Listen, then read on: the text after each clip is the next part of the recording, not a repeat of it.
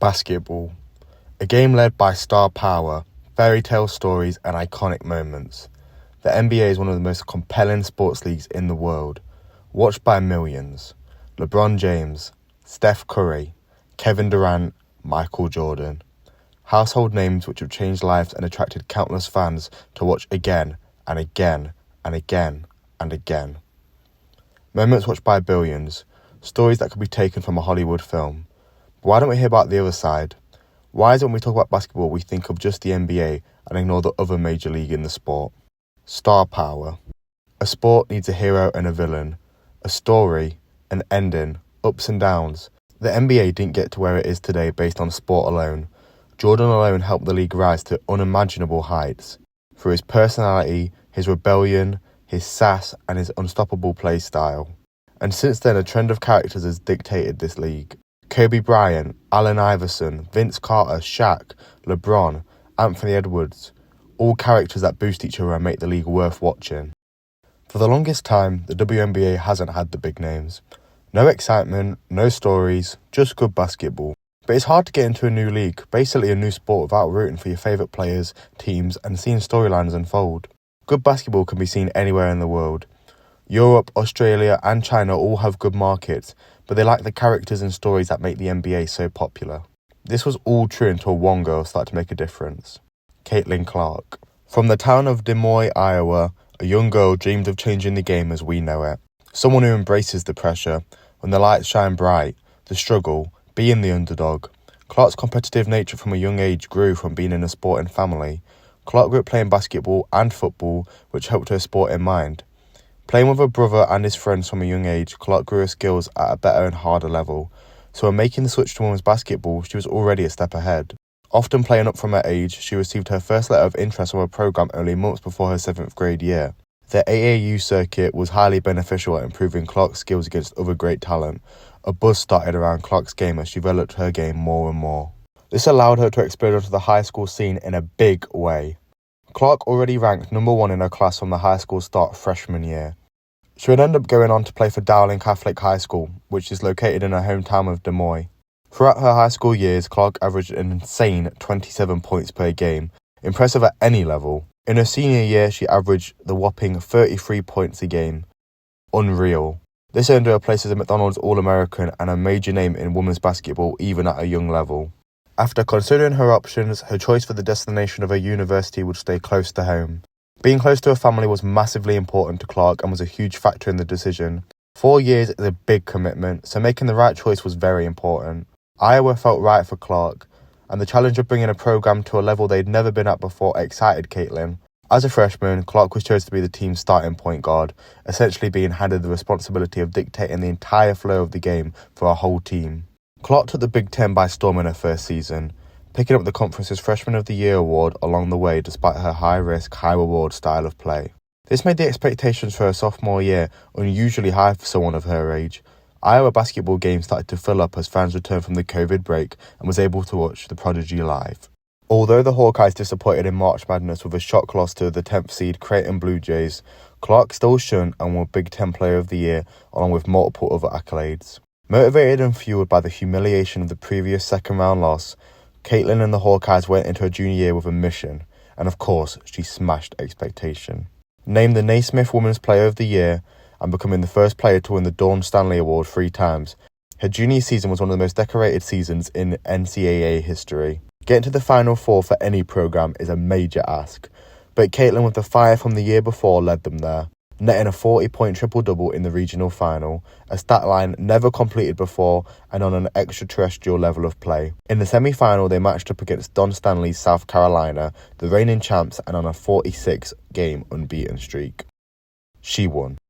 The best player in the country beat the best team in historical fashion, the most watched women's basketball game of all time. It's no secret that women's basketball has struggled to attract interest as a sport as a whole. All levels have always had low levels of viewership, until Caitlin Clark. A storyline people have actually heard of from the world of women's basketball. She smashed her last year, broke records, sold out stadiums, final run again. And this led her to draft day, where she was drafted number 1, oozing with talent. Sportsnaut.com reported Clark alone helped deliver 2.3 million viewers and a win against the Seattle Storm. I looked into an article from Matt Corkins of the Seattle Times. In April, the Indiana Fever selected the Iowa graduate Caitlin Clark with the number 1 pick in the WNBA draft. The Fever acquired the number 1 pick due to their poor record from the year before. Interestingly, they also had the capital to the number 1 pick the year before this too, in which they selected Alea Boston in the 2023 season. In this season, the team finished 10th out of 12 in the final league standings, doing it with a 13-27 record. The Fever had a similar pattern years before Clark's arrival too, not managing a playoff clinch in 8 years. Expectations for Clark remained high as she joined the league and all eyes were on. Before Clark, the Fever played in front of a crowd roughly averaging 4,067 people a game, but would mostly play in an arena only seating 3,500. Clark's buzz attracted the masses. This forced the Fever to upgrade to a 17,600-seater stadium just to accommodate the crazy demand. Store sales for the Fever went up by more than 1,000% too, as fans wanted to show their love for the Rook, from source Paul Crane in his article for Crip News. At the same time as Clark's rise, another highly rated member of her class also made headlines. Angel Reese was drafted second in the draft, but was discussed massively before entering the league too. Her dominance and ability to rebound the ball helped her college in March Madness. She also has something Clark doesn't, that attitude. Reese wants to be known, to be recognised. She doesn't care if it's in a good or bad way. She's going to make herself known with her talking on and off the court. Clark vs Reese has been the talk of basketball in 2024. Their ongoing rivalry has fueled fan interest in the league and finally gave the WNBA a leg to stand on. A storyline, a hero, a villain. Their game playing each other garnered 2.3 million viewers and was the most watched WNBA game of 2024. And this came after Clark's controversial drop-in from Team USA leading up to the 2024 Olympic Games. Uproar ensued as Clark wasn't included for the final team. And for the All-Star game just before these games, TV ratings shattered as Clark and Reese teamed up. The game averaged a whopping 3.4 million viewers on ABC, the most watched All-Star event in league history, and 300% higher than the 2023 All-Star game. This stat was so crazy it nearly tripled the previous record set in 2003. An interesting quote to summarise Clark's historic rise would be from Race and Sports, a reference handbook from Rachel Law Myers. A recently published book making it relevant to the modern sporting landscape. The quote states, "The sports industry is just like any other industry that relies heavily on employer-employee relationships, consumerism, and marketing. Sometimes problems arise among these various constituencies, and solutions need to be made. The increased complexity of the sports industry, however, arises from 3 reasons. 1. The celebrity of its employers and employees. 2. The financial strength of its power brokers. And 3. The personal emotions and values individuals attach to it, for seemingly small problems in the sport industries can quickly become local, national, and even global controversies." While the substance of this isn't the exact material I'm looking at with Clark's storyline, I believe it arises interesting points with similar concepts. The now celebrity status of Clark has massively affected marketing and consumerism of the league as an entity. The league relies on its characters and Clark is the main character, the protagonist that will pioneer this league into relevancy.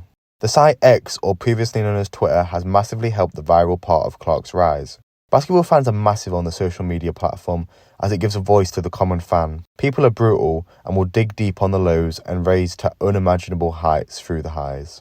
The perception of Clark on X has been like nothing we've ever seen before, even with all-time greats like LeBron James. There's doubters, there's haters. However, almost everyone has been shocked at Clark's emergence, literally silencing anyone that has a bad word to say game to game. People have had no choice but to sit back and appreciate the talent unfolding in front of us. The biggest names in basketball have also talked about Clark publicly, giving a major credit and attracting even more fans to the league. Clark helped the Fever push up to the 6th seed, finally getting them a playoff spot after the 8-year drought. They did this with a .500 record going 2020. Going into the playoffs, people were excited to see the new-look team. Sadly, this didn't end too well though for Clark's team, as the Connecticut Sun quickly put a stop to the public's dreams as they wiped out Clark's side in only 2 games. However, for a rookie season, Clark has still done historical numbers to even make it to the playoffs. The valiant effort carried on, as even during her short time in the playoffs, Clark still broke records. Via Jack Bauer of Yahoo Sports, Clark didn't just do her record-setting on the court. Everyone's impressed that Clark set the WNBA single assist record and the single game assist record for all players, not just rookies, while also having the rookie record for points and 3-pointers while ending the WNBA's longest playoff drought. However, Clark's biggest impact has been the ability to make numbers go up by millions. The WNBA has never seen a player so transformative to its bottom line, whether that's viewers or dollars.